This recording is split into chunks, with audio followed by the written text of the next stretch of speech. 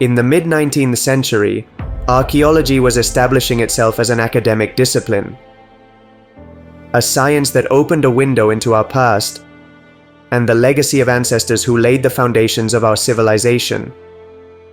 During this golden age, interest in the Sumerians, arguably the oldest human civilization, solidified when British soldier Henry Rawlinson deciphered the writing gifted to the world by that ancient people in the 1830s.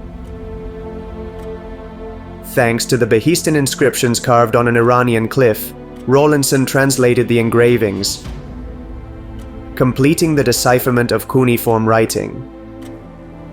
For the first time, we could comprehend what those ancient inscriptions, once unintelligible, told us about the cradle of civilization. This discovery gave meaning to delving into the past of the Sumerian people. Numerous expeditions arrived in the lands of Iraq, where millennia ago, the Mesopotamian civilizations had flourished. For decades, archaeological excavations revealed all kinds of texts and artifacts that once belonged to the Sumerian civilization. Everything seemed to be leading to what happened in the spring of 1872. Near Mosul, northern Iraq, an archaeological expedition unfolded to unveil the secrets of the ancient city of Nineveh, the capital of the Neo-Assyrian Empire during Mesopotamia's splendor. A city mentioned in the Bible that they knew still had many stories to tell. Led by Hormuzd Rassam and Austin Henry Layard, the excavation aimed to find the lost memories of the civilization, hidden by the passage of time. Quickly, all those dreams came true. Digging in the ruins of the ancient city, they made an unprecedented discovery. They had found the palace of Ashurbanipal, the last great king of Assyria. For the first time in thousands of years, they were stepping into what had once been a king's home.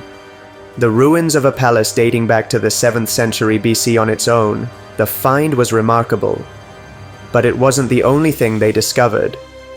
Inside, they found a path leading to a chamber, blocked by a series of rooms and hallways. Making their way through the darkness, archaeologists gained access to a place that revealed the wonders of that past: the palace library, a royal archive housing thousands of artifacts and a treasure for historians. Thousands of cuneiform writing tablets. They had entered the world's oldest library. The tales of the first civilization unfolded before them. Ashurbanipal's library was in surprisingly good condition.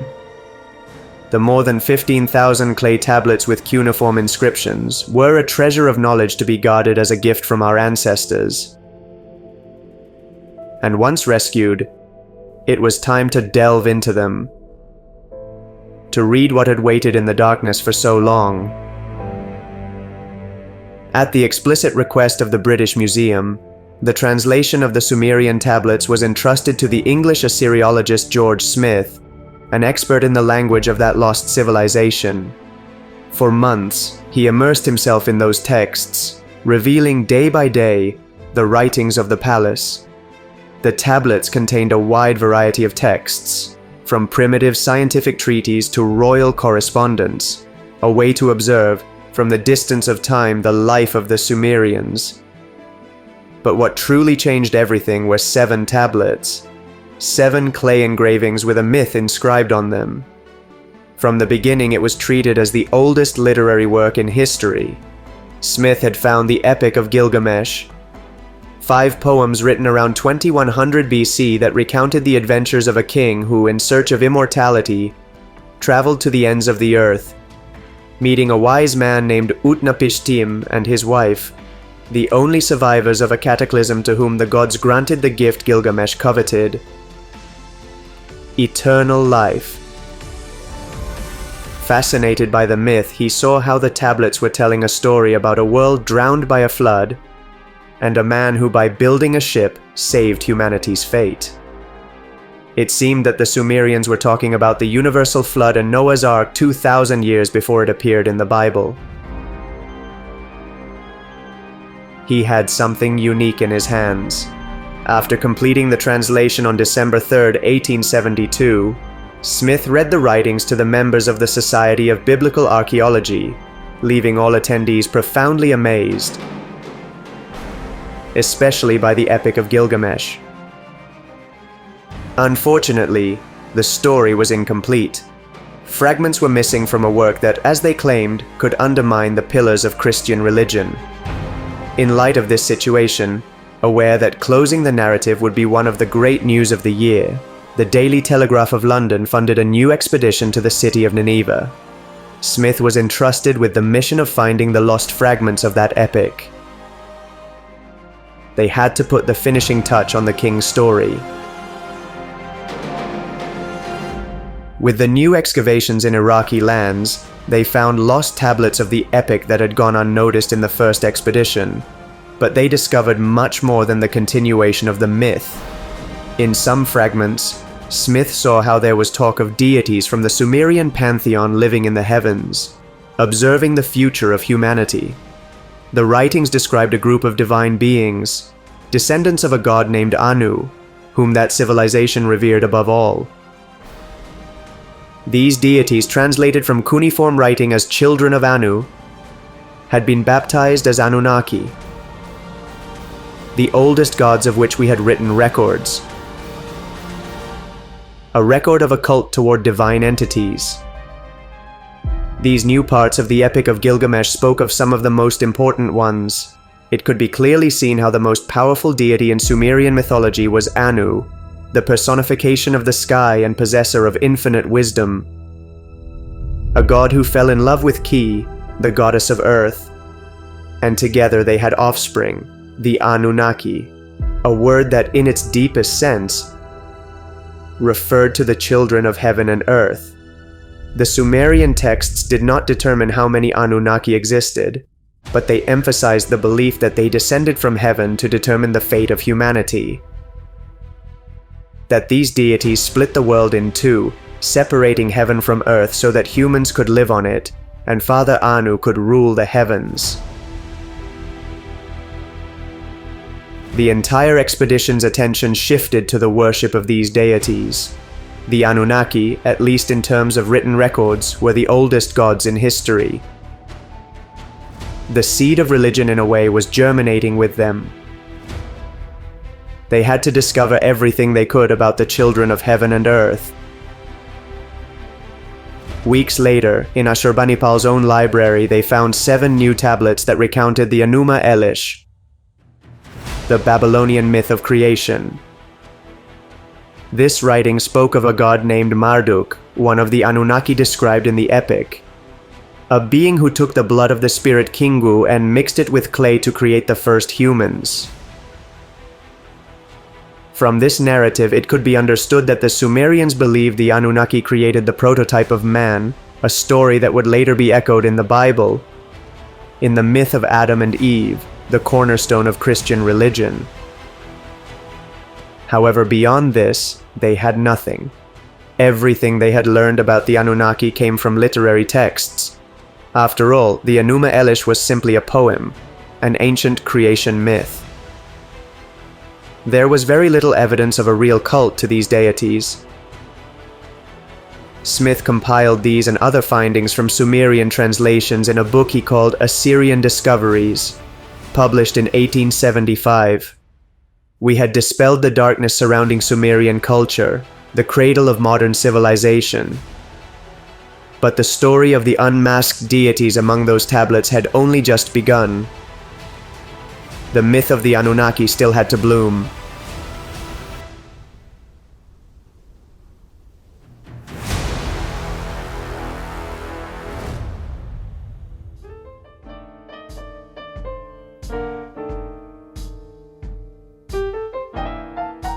"80 years after the discovery of the Royal Library of Ashurbanipal, interest in the Sumerian civilization had gradually faded. Slowly, the attraction to a culture so distant in time that we could barely rescue ephemeral echoes of its existence had been relegated to a small niche within archaeology. However, in the midst of the 1950s, there were those who remained obsessed with the findings of the Sumerians. especially their gods. One of them was Zecharia Sitchin, an Azerbaijani economist, passionate autodidact of dead languages, and a staunch advocate of the idea that ancient civilizations, at some point in history, made contact with beings from other worlds. Believing, after devouring dozens of books on these pseudoscientific theories, that extraterrestrials visited Earth to give us the knowledge and technology that propelled our evolution, and even, as a cosmic creation myth, conceived human beings. With dreams of becoming a writer, when he discovered the story of the Sumerian civilization, the tablets found in Iraq, and the deities they worshipped, the so-called Anunnaki, he knew he had a unique story to unite his two passions. While working in New York as an executive for a shipping company, Zecharia dedicated several years of his life to the independent translation of Sumerian tablets, convinced that they hid the true origin of humanity. And he was clear from the beginning that the Anunnaki gods were going to give him everything he needed. They were the foundation for creating the story. The myth of the Anunnaki was germinating on those pages.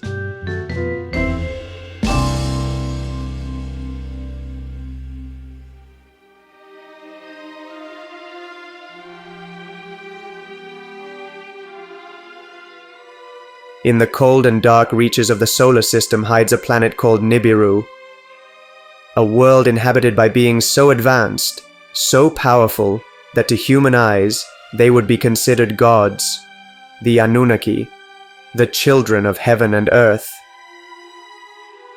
Unfortunately, these beings were undergoing unprecedented devastation in their world. A massive rift had formed in Nibiru's ozone layer. Global warming in their home was destroying crops and devastating animal life, endangering the fate of a flourishing civilization. However, Anunnaki scientists discovered that sprinkling gold dust particles into the atmosphere slowed down the rift's expansion and even caused it to close. But their world was mineral poor. Gold, the alchemist's most precious treasure, was extremely scarce. Yet only it would lead to the salvation of their race. Therefore, King Anu, sovereign of all of Nibiru's power, ordered the search for gold beyond the borders of their world. Only space expeditions, conquering other planets that could provide this treasure, could bring hope to their people. The Anunnaki ships traversed the skies to find salvation. And on one of these missions, as they approached one of the brothers of the Sun's empire, they found the paradise they sought, the third world closest to the mother star, a planet covered in water and lands with vast amounts of gold. The Anunnaki had just arrived on Earth, which they baptized as Ki. The visitors chose a region now known as Mesopotamia for extracting the precious mineral, and in 7 days, erected a great city they called Eridu. However, they soon realized that gold extraction was a process too arduous and painful, something unworthy of their nature. Therefore, they decided to use forced labor, coming from the Ajiji, an alien race they had subjugated in the past. Nevertheless, the beings didn't take long to organize a rebellion, attacking their masters and wasting time, a treasure as precious as gold at that moment. Therefore, they were forced to take another path, creating a new race of living beings. Entities capable of working and learning but profoundly submissive. Mastering the art of genetic engineering, the Anunnaki extracted sperm from a male primate, and after modifying its DNA, introduced that animal essence into an Anunnaki woman's egg. In her womb, she carried the seed of a new species. And 9 months later, the first baby was born. Created in the image and likeness of their gods, Adam had come into the world. The first human being had just been born. With the will to fulfill the requirements for human procreation, they also conceived the first woman, whom they named Eve. Over time, starting from the original parents, the human population proved capable of extracting gold, building houses, and even cultivating the land. The Anunnaki were proud of their creation. However, against their orders, humans began to proliferate excessively and show a nature less pure than that of their divine creators. And as the planet Nibiru began to recover thanks to the gold coming from Earth, they no longer had any need to keep them. Humans were expelled from the sacred city, condemned to live in a harsh world. But against all odds, without the support of their gods, they were able to thrive, build their own cities, and live, for the first time, without the control to which they had been subjected. Humans finally could taste freedom. But things were about to take a dark turn. After 3,600 years, Nibiru's orbit was about to approach Earth again, a phenomenon that, due to the unavoidable force of gravity, the gravitational turmoil of the alien world, would cause a cataclysm on the human home. Aware of the consequences of the transit, the Anunnakis' final decision was to abandon their creation, retire to their ships, and flee to the cold and dark emptiness of space, remaining in orbit around Earth until the gravitational catastrophe ceased. However, against the wishes of family and the court, King Enki, who ruled the city of Eridu, declaring that the human race deserved a chance, tasked a man named Utnapishtim with building a ship they called the Preserver of Life, a vessel that would protect them from the floods unleashed by Nibiru's passage, and the devastating tidal forces it would generate. The man faithfully followed the instructions and built the ship, using Anunnaki technology to collect the DNA of a male and a female of each animal species. Preserved in jars inside that ship, they protected the essence of all life on Earth. Finally, signs of Nibiru's proximity could be felt worldwide. Ravaged by its gravitational power, the bowels of the Earth awoke. The planet was devastated by an unprecedented cataclysm. Earthquakes tore the surface of a world fractured by gravity. Volcanoes roared with the power of a tormented heart, and ocean levels rose to the skies. The splendid city of Eridu, the paradise where the seed of humanity germinated and from which we were expelled, was swept away by the furious seas. The cradle of humankind had vanished. But the ship endured, and the survivors could witness the dawn of a new world. With the help of Anunnaki technology, life on Earth was restored, and the great wonders of the ancient world were built. Humans, knowing that thanks to them, they had achieved salvation, began to worship them as gods, erecting temples and sanctuaries in their honor. The cult of the Anunnaki, depicted in those ancient tablets, had begun. However, peace in the world would not last long. The Anunnaki royals, with families fractured by power ambitions, entered into disputes for control of the new cities that humans had erected. Faced with this situation, King Anu, who continued to reign on Nibiru, offered each noble a territory, believing that this would avoid war among the Anunnaki. But the seed of this conflict had already been planted. It was only a matter of time before it blossomed. Marduk, Enki's eldest son, received no land to rule, and furious with King Anu's decision, he claimed the city of Babylon for himself, becoming its principal deity and ruler without permission from the court. Defying the other Anunnaki, Marduk taught his human subjects the secret of forging iron armor and weapons, creating the best and greatest human army in history. A provocation, a call to war, that could not be ignored by the other sovereigns. Aware of the danger it represented for the hegemony of their Earth, the kings confronted Marduk. The battle of the Anunnaki had begun. Endowed with a far superior army, Marduk managed to dominate Egypt and the Sinai, annihilating humans from enemy villages. He was destroying his own children.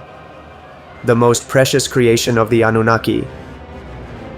Faced with this situation, King Anu could only allow the use of military technology on Marduk's empires. The Anunnaki used their ships and weapons to ravage the territories under Marduk's dominion. A desperate decision that would change the course of history forever. The devastation caused by weapons of mass destruction unleashed a cataclysm. Entire civilizations were wiped out, leaving only ashes, faint memories of their existence. Desperate, humans abandoned their cities and sought refuge in unmapped lands. A dark chapter in that ancient history that showed the Anunnaki that it was time to depart.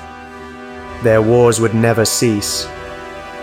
If they wanted to ensure the prosperity of their children, they had to leave them. Let them decide their own destiny. The gods who had descended from the heavens, who had planted the seed for the creation of humanity, returned to their home.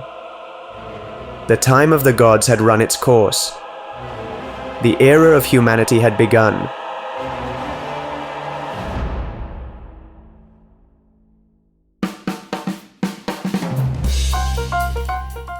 Zecharia Sitchin had his story. The myth of the Anunnaki had all the ingredients to become a literary phenomenon.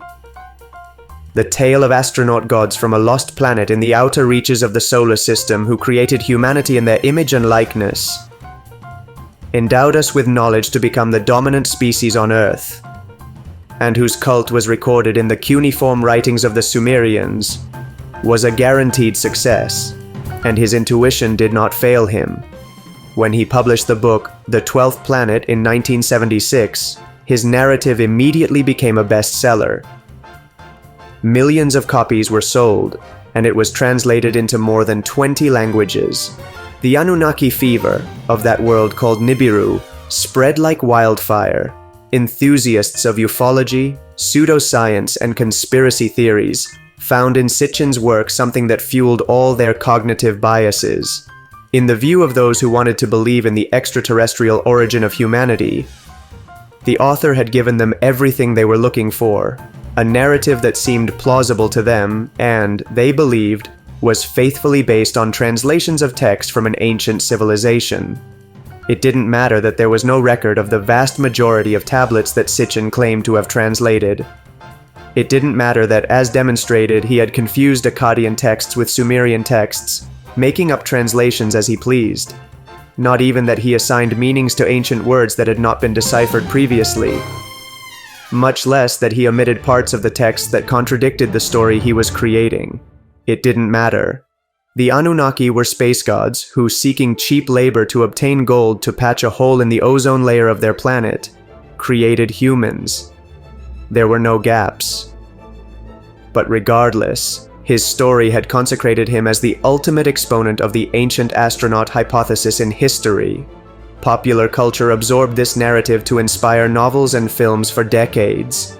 Perhaps the real belief in it was limited to followers of pseudoscience. But we all felt an attraction to that story that, deep down, appealed to a natural doubt about our origin. However, with time, like any passing trend, the myth of the astronaut gods gradually faded. Until much later, when we thought we had left behind that fantastical theory, the Anunnaki returned to the media spotlight. When something from the depths of the solar empire gave signs of its presence.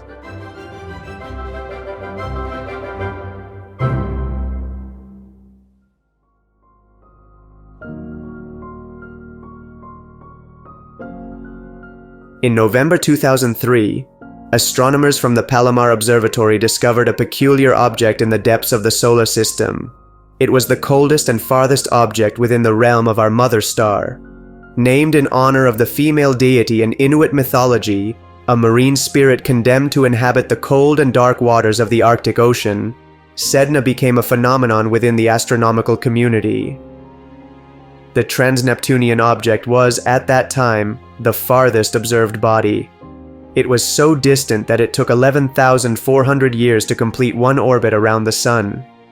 However, this was not what sparked the real interest. The enigma of Sedna lay in the shape of its orbit. It was extremely eccentric. At its aphelion, the farthest point from its orbit, it reached 960 astronomical units, 32 times the distance between Neptune and the Sun. But at its perihelion, the closest point of its orbit, it approached as close as 76 astronomical units. No major body in the solar system exhibited this behavior. Everything we understood about the evolution of the solar empire told us that this way of navigating around it was impossible. Something had to be gravitationally disturbing that world, pushing Sedna to take a route that defied any logical explanation. Many hypotheses were presented, but only one seemed to provide the answers we needed. Since the discovery of Sedna's orbit, many astronomers claimed that only the existence of a lost world could explain this behavior. Models seem to indicate that the existence of a massive ninth planet beyond Neptune explained the anomalies. The conception of what would be dubbed Planet Ninx began to sound timidly in the community. The presence of a gigantic world hidden in the darkness of the firmament had been theorized throughout history. Obviously, the hypothesis of the ninth planet did not gain much traction. Extraordinary claims require extraordinary evidence, which no one had at that time. But 10 years later, in the winter of 2014, the story was about to change. The universe was about to make an ancient myth sprout again. One morning, operating one of the telescopes at the Gemini Observatory in Hawaii, the American astronomer Mike Brown saw how the asteroid 2012 VP-113, a trans-Neptunian object with a diameter of 450 kilometers, had an incredibly strange orbit. Its closest point to the Sun was at 80 astronomical units, beyond the Kuiper belt. Not even Sedna was that far. What we had seen with it in 2003 couldn't be a coincidence. Something immense was sailing the ocean of darkness in the outskirts of our empire. And everything pointed to the same place, but they needed more evidence. Studying the behavior of bodies in the Kuiper belt, they found 4 more trans-Neptunian objects behaving strangely. It was no longer just Sedna and VP-113. There were 6 celestial bodies following elliptical orbits that did not fit any gravitational model, and all of them were also aligned on the same plane and approximately in the same direction. And by running the most advanced simulations, they saw that the probability of this being a result of chance was 0.007%. They had that extraordinary evidence for an extraordinary claim. Something was gravitationally disturbing these celestial bodies, and only a world could have enough gravitational power to do that.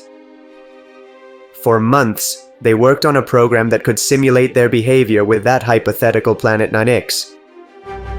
And finally, assuming the existence of a world 5,000 times larger than Pluto, and with a mass between 5 and 10 times that of Earth at the outskirts of the solar system, they found what they were looking for.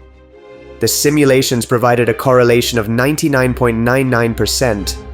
It was practically a certainty that this world was there, that another son of the Sun, a brother who is always hidden from us, exists in the dark and cold distances of our star's realm. In January 2016, Mike Brown himself, along with Konstantin Batygin, an American astronomer and professor at Caltech, published an article in the astronomical journal titled "Evidence for a Distant Giant Planet in the Solar System," providing all the evidence for the existence of the 9th planet. The announcement caused a whirlwind not only within the scientific community. The news was powerful enough for media outlets worldwide to echo it. In a matter of hours, Planet 9 became a phenomenon. But while the foundations were laid for the search for a world that we are almost certain exists at the edges of the solar system, some saw in it a tool to revive the Sumerian gods' myth.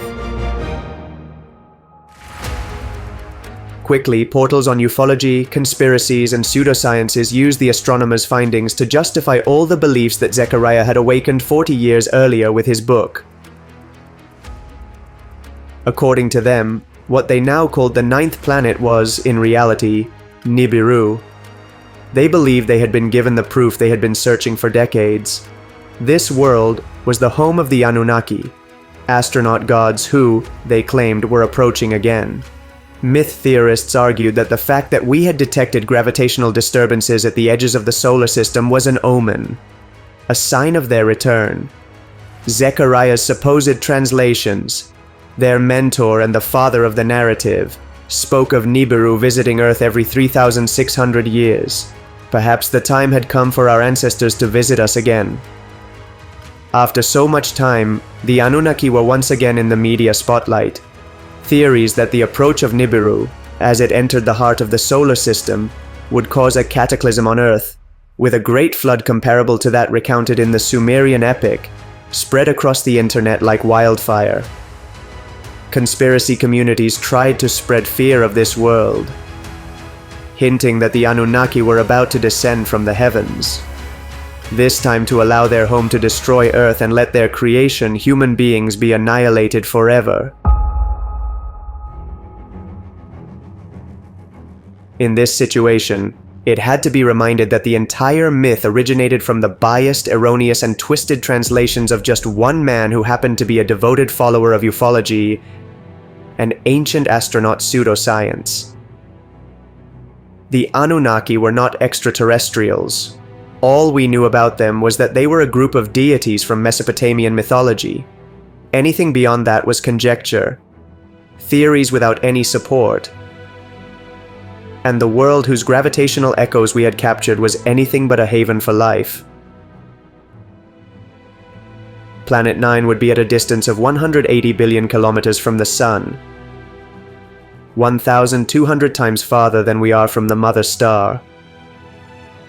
So far away that it could take up to 20,000 years to complete one orbit around the Sun, creating an inconceivably cold environment, unable to grasp the warmth of the god of light. Moreover, due to its predicted mass, it was most likely a gas giant, a scaled-down version of Neptune, a world without a solid surface to harbor any form of life. The entire planet would be composed of a thick atmosphere descending thousands of kilometers into its core, toward the heart of a desolate and cold landscape. So frigid, with temperatures so low due to its distance from the Sun, that not even the heaviest molecules could remain suspended. A transparent atmosphere that would allow us to contemplate the depths of the world, to glimpse the electric storms emerging in its heart. A bioluminescent entity adrift in an ocean of darkness. A world that has always sailed around the Sun, in peace, away from its siblings. No civilization could emerge in the darkness of that gas giant. However much they relied on science, on the signals from the firmament, the myth remained just that. A myth. A narrative that had its origins in the need to understand our past, forgetting that our ancestors built the world we inhabit without any assistance, because we have always been capable of extraordinary things. However much we sought answers to what we didn't understand in faith and religion, we have always been alone. Hope and not descendants from the heavens was what built civilization.